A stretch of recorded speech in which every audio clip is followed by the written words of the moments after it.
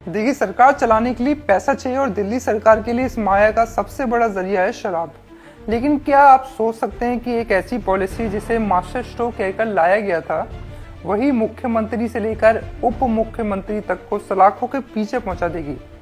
मैं बात कर रहा हूं दिल्ली की शराब नीति की, जिसके चक्कर में पूरी की पूरी आम आदमी पार्टी की लीडरशिप कानूनी चक्रव्यूह में फंस गई। क्या वाकई कोई घोटाला हुआ था या ये सिर्फ राजनीतिक साजिश थी? सब जानेंगे इस वीडियो में, तो अंत तक जरूर बने रहें। तो कहानी शुरू होती है 4 सितंबर 2020 से। उस वक्त दिल्ली में पुरानी शराब नीति चल रही थी।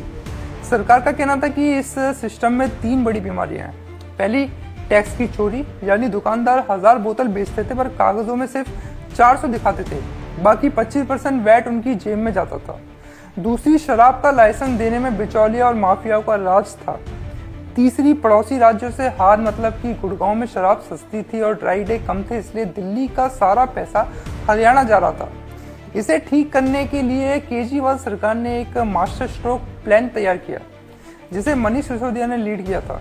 फरवरी 2021 में नई पॉलिसी आई, जिसमें लिखा था कि सरकार अब शराब नहीं बेचेगी, सब कुछ प्राइवेट हाथों में होगा। दूसरी बात लिखी थी कि जो लाइसेंस 7 लाख का था वो अब 5 करोड़ में मिलेगा।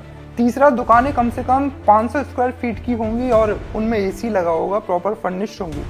चौथा, दुकानदार एमआरपी से कम पर भी शराब बेच सकेंगे। यहीं से एक पर एक फ्री का दौर शुरू हुआ। खैर, उसकी बात हम बाद में करेंगे, पहले हम अपने टॉपिक को कंटिन्यू करते हैं। 5वां पॉइंट उस पॉलिसी में लिखा था कि साल में 23 की जगह सिर्फ 3 ड्राई डे होंगे। फिर जैसे ही ये पॉलिसी लागू हुई,